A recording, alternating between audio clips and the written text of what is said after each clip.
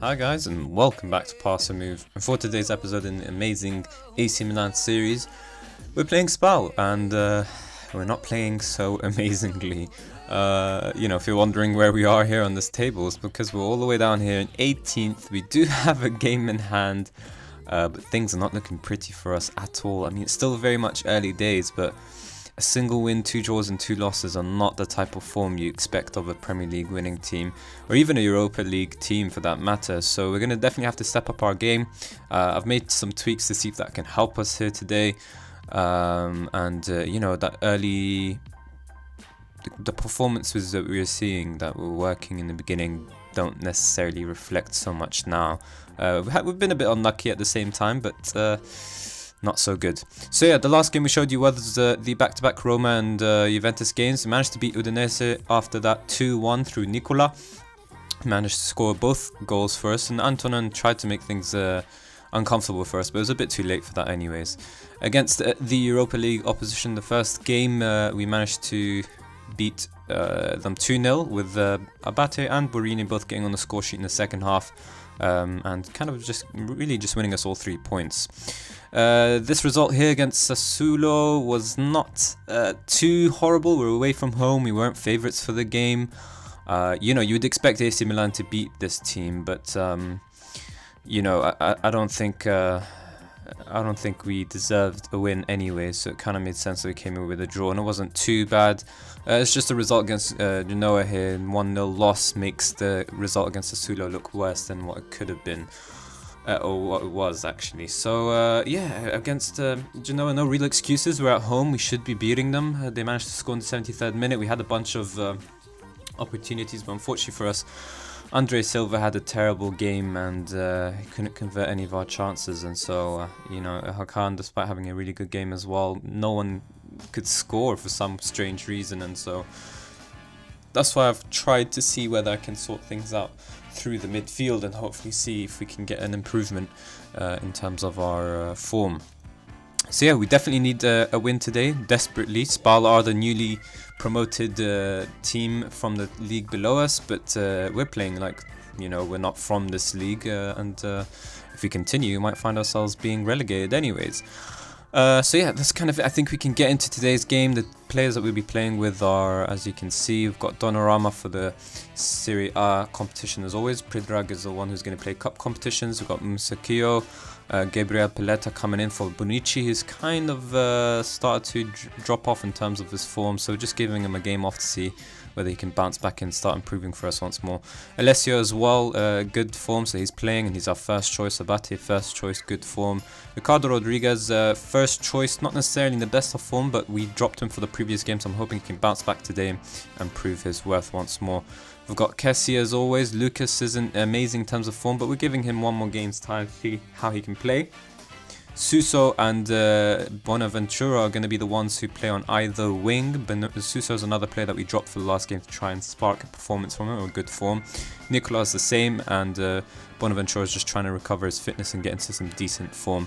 So hopefully we can start seeing some good performances from some of these players who really have to try and prove their worth. Now I know a lot of the tactical familiarity hasn't been maxed out yet, which is why I'm trying to give this tactic some more time. And like I mentioned in the last episode, in pre-season we weren't creating clear-cut chances, and that's something I can't handle. With this tactic, we are creating clear-cut chances, we're just not finishing them off, and that kind of comes in time with better morale and better tactical familiarity. So I think it's just a matter of time before this tactic really comes together. But I do feel like we can help it in some way. So I talked before about how if you're playing a flat midfield 2, you should always go with the central midfielder on defend duty and an advanced playmaker on support. I feel like that's what complements best. You get a bit of both roles, the creativity and the defensive. When we're playing a deep line playmaker on defend, an advanced playmaker and a box-to-box midfielder, the box-to-box midfielder roams, and so he leaves the deep line playmaker quite often on his own to do all the work. So I feel like I'm going to try this tweak out, see if it helps us or not, and then I can try and identify the problem with our recent form. But yeah, I think that's kind of it. So we'll just move Musacchio into the ball-playing defender role since Bonucci's not here. Paletta's not comfortable being a ball-playing defender anyways. And we'll maintain the same formation and see whether we can go on and grab a result. So let's go. Let's get into it. I've also been considering changing the advanced forward into a poacher. That is an option as well, and maybe we can see whether that helps us too. But at the moment I just want to see whether the midfield was the problem or not, and so I've gone with that central midfielder and advanced playmaker combination. Spal, of course, playing a very interesting formation, 3-1-3-1-2, I guess, if you want to call it. Oh yeah, it is written right here, I didn't even notice. That's good to see. Apparently we're playing a 5-2-3 wide, which I guess makes sense as well. But yeah, I mean, you know, both of us playing these three-man backline kind of thing. They've got a defensive midfielder to help them. They're playing wingers though, and no wing backs, so maybe we can try and exploit that. Definitely the defensive midfielder will try and make up for it, but let's see what we can do today against the newly promoted team. And morale, an improvement in morale is definitely what's needed. Doesn't look like we're necessarily favourites for today's game either, and I expect that is because of our poor form, so let's hope we can turn that around today. Let's try and get the highlights on, 2D highlights and of course 3D replays like we always do. And I want to see a ton of goals, but a ton of goals in our favour. So, Spal in white, AC Milan in red as always, red and black of course. And 3 points are the order of the day. We need to quickly climb up the table before the board start to consider our, you know, our league form and my position at the club. I've struggled with AC Milan before my own saves. And the question is whether I can do better on camera, I suppose. But yeah, as you can see, a nice little back five here. We've got the wing backs who should push up high when we win the ball back, but first we need to do that, and we're trying to here. And we finally do it through Bonaventura and quickly turn defense into attack, but Kalinic has to do a bit. Oh, he does really well there actually, and Abate is on the overlap just like how we want him. He needs to deliver the cross on the byline as we ask him to. He's doing that. No one really in the box for him. He had a couple of options, I suppose, but it's going to be. We need a better cross than that if we hope to try and score. Very good work from our striker there, Nicola. Held up the ball well, even though that wasn't necessarily his role. And I want to see him on the on the shoulder of the opposition defenders. Couple of shots for both teams, but nothing really on target. No one really threatening either by the looks of this highlight, by the looks of the lack of the highlights. And we're gonna need more if we hope to grab all 3 points here away from home. Suso down to Kessie. You know, new role for him here today. We've got Lucas as well playing an advanced playmaker. Hopefully he can prove his worth in that new role for him too. Kalinic dropping a bit too deep for my liking. I'm going to have a look at his preferred traits because I don't like how he's dropping in. Abate though with the delivery. Ooh, that's a really weird own goal. Abate's cross was still kind of poor, but Spal have made a meal out of it and we managed to score. And I'll take it. If this is how we get all 3 points, I do not have an issue with it.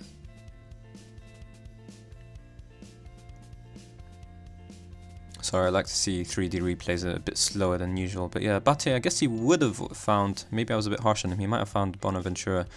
But thanks to, I guess mainly Gomez, we grab a goal when we don't necessarily look at our best. And maybe it can spark some good form, which is, you know, really desperately needed, basically. But yeah, playing with the 5-man backline will pretty much deal with the threat of 2 strikers and attacking midfielder, and you know, Spal are going to try and stop, you know, change that around, I suppose, which they're trying to do right now. But I expect a 5-man backline to do their job well enough. As you can see, these two here hanging around, but players are covered anyways. Alright, so they're trying to use the full width of the pitch, and they've found Lazari really well. We're going to have to stop the delivery though, or at least stop the ball finding anyone. Rizzo's there though, and he manages to score. And some very questionable defending because he was surrounded by about at least 3 players. But he still finds the score sheet, or still finds the net rather, and gets his name on the score sheet. This is not good at all. A really good ball to find his teammate. You know, Bonaventura can do a bit better, but again, he's an inside forward, so we don't expect him to track back. And he does have a wing back and 3 centre defenders to do their job. Unfortunately, here they don't do it. And who's that here that lost his man? Is that Abate? It looks like Abate. It's not letting me select them. Great. That's poor defending all around. As you can see, a group of players here who really should be keeping their eye on him. But they don't, and we go into half-time 1-1. We need some serious improvements because Spal have scored both goals of the game. Alright, then I don't think we've necessarily been the better team, so I can't say we deserve to win the match. I could say we're unlucky, but that's not necessarily true either. I think let's go with go out there and give the fans their money's worth. It's not necessarily best team talk, but telling them off if we're not favourites isn't the best team talk either. Let's see that we can see an improved second half performance. We're going to go into counter, try and hit them on the break at the same time as being a bit more attacking than we have been. We can make some substitutions and maybe some little tactical tweaks later on as well. Anyways, ball almost dropped for Bonaventura, but instead Spal have it. Rizzo now again trying to punish us once more, and it's a hell of a pass. It's offside by the looks of it. There you go. I was going to say, normally if the assistant manager runs to the centre circle, then it means it's not offside, but he stayed still. And I thought it was offside as well. Thankfully it was, because going 2-0 down, 2-1 down, it's not a good thing at all. Alright, so we can look to make some substitutions. Some quiet performers, but not necessarily anything poor. I think I will do is give Montolivo an opportunity to perform in his preferred role. I'm going to switch Nicola into a poacher, see if that can, you know, get anything more out of him. And then let's make alright, there's a highlight, but I just want to make the tactical tweaks as well, which is pass the space, be more expressive and roam from positions to see if we can get a bit more out of these players. Kessie delivering into the box, but it's not that good, and Spal are going to try and counter. They've got two of their strikers running forward. We've got three centre-backs, so that should be enough to deal with it, but the way they're coming at us, we might not be able to do it. Alright, that was superbly done, as the commentator says. Bonaventura up to Kalinic. Guess him playing as a poacher has already worked. Rodriguez just has to beat his man and deliver the cross, but instead he goes safely back to Montolivo, who squares it for Kessie. Suso's free and he finds him really well. Can he cross? He finds Kalinic, and he does exactly what we wanted him to do, which is a poacher, and that's a poacher's finish. And really good to see us grab a nice little goal. Good movement, good all-around play, keeping possession well, passing well as well. Really good ball from Kessie to find Suso, but you'd even say that if he found Abate, it would have been a really good ball too. But Suso, nice vision to cut it back for his teammate, because he could have gone for it himself, but he did do the right thing. And that's all that matters, and it's 2-1, but Spal get things going from the kickoff right away, and the highlights do continue, so you have to wonder, are they going to hit us back right away? Because we cannot afford it. Alright, we cut the ball out well through Bonaventura. Montolivo on the ball now. Back to Bonaventura, and he's through to Kalinic, but he's asking a bit too much of Nicola. And they can pick up the pieces. Is he going to pressure them? Nope. Instead, the ball's back with Spal. This is why we desperately need a three-man midfield. It's making me... Playing in this formation is really making me consider switching to a 4-3, just forcing the switch to a 4-3-3, because at the moment, not only are we not too attacking formation-wise, but at the same time I feel like because of our flat two-man midfield, we're not keeping the ball that well. But we are finding Kalinic really well now that we're switching to a poacher. He's making the more correct runs, I suppose, than an advanced forward does. Moves into channels, attempts overhead kicks, dives into tackles, and takes first-time shots. So he doesn't actually naturally drop deep for the ball. But maybe as an advanced forward, he felt like he had to be a bit more part of the build-up play than he probably didn't need to be, I suppose. You know, we just need someone to finish off our chances that we've created, and he's done that today, so long may it continue. Bonaventura, though, we'll take him off for Burini. Keep Barini as an inside forward. I'm not too comfortable playing him as a Rodomantor just yet. And we'll take off Kessie later on. But let's see what we can do here. We need a third to make things comfortable. We don't want to see the game out as it is now. But the point is to get all 3 points, and that's what's really important. Alright, Lazzari just managed to get himself a second yellow, so he's going to get sent off. That helps our cause, of course. But we have to be careful, because sometimes a team that are 10 men down can put in an inspired performance instead of a poor one. Kessie off for Locatelli. The problem is Locatelli is not comfortable being a central midfield on defend duty. Montelivo or any better? I'm going to force Montelivo to play there and put Locatelli as an advanced playmaker. But yeah, another reason why I think a 4-3-3 might be the way to go right now, because of the way our midfield is shaped up doesn't necessarily, or our players, our midfield players don't necessarily suit the central midfield on defend and advanced playmaker roles. So I might have to sacrifice one of my centre backs, and we're eventually trying to work towards a 4-3-3 anyways.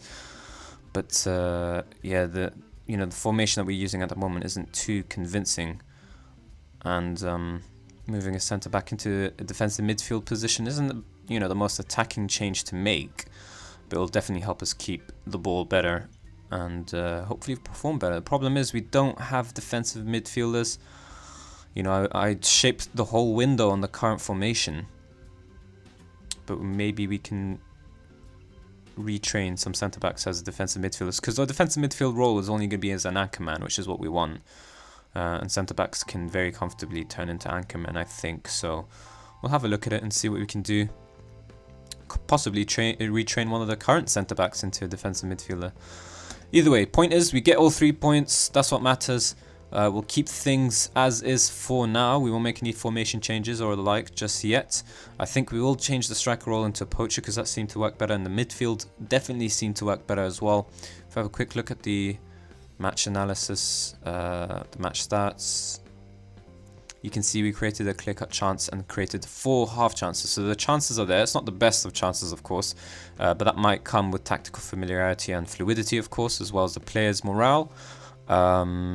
And the point is, we're doing a bit of a job, so I think we'll be okay. What did the possession look like? I missed that.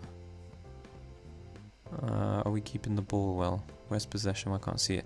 So Spal are doing a better job, and this is exactly my problem. If you're playing a flat 2-man midfield, it's very difficult to actually keep the ball, even though you're trying to play possession football. And like today, we saw Spal were playing a bunch of midfielders, so that makes it worse for us. And we definitely need to switch to a 4-3-3 as soon as we can. We've had other games where we played with a flat 2-man midfield, and we still managed to keep possession more than opposition. But I don't think that's going to happen to us all the time. I think the sooner we move to a 4-3-3, the better. We can actually have a quick look at our centre backs right now. We'll have a look at the next fixture that we'll be showing you, but as well as the centre backs. So we've got 3 at the moment that we want to play together, which is Matteo, Alessio, and Bonucci as well. And you'd argue that you could retrain Bonucci or Matteo here into defensive midfielders. They're kind of comfortable with the role. We can go into training. Let's say if we want Matteo to be an anchor man. Look at that, perfect attributes for it, no worries at all. So I think he can be, as it says here even as well, the player can be successfully retrained as a defensive midfielder. It could help us. So it's just something to keep an eye on. We'll keep an eye on things as it goes. It's normal to tweak things until you find the ideal tactic. We're trying to keep our possession style of football as much as possible. But yeah, so that was the fixture for September. In terms of when we'll be back, it'll have to be in October. So the games that we're looking out for are Inter, Verona. We've got the Europa League game, Atlanta, Torino, Lazio.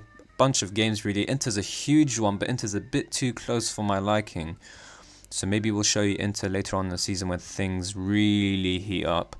Because right now, even though October's a huge month, I feel like it would be more telling to show you this one against Lazio. They're 19th, they're underperforming like we are. If we get a good result against them, we can definitely try and climb up the table. Hopefully by the time we reach them, we're in a better position, but Lazio is definitely a big game to look out for in general.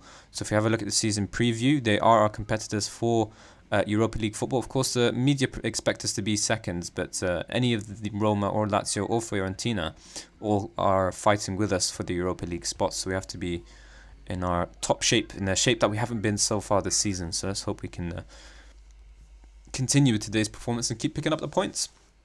Let's have a look at the table actually quickly. I'm not sure where we are. We're in 10th now, so that's a huge improvement from relegation to mid-table team. If we win another 3 points, we pretty much climb into Europa League spots as well. So it's not the end of the world, but we can definitely step up, because 2 wins, 2 draws and 2 losses is a mid-table team results. And that's where we stand at the moment. But yeah, I think that's all for today's episode. So if you did enjoy it, of course, please hit the like button and subscribe for more Daily Football Manager 2018 content. Of course, I'd love to hear your thoughts in the comment section below as well. And again, once again, as always, guys, thank you all very much for watching.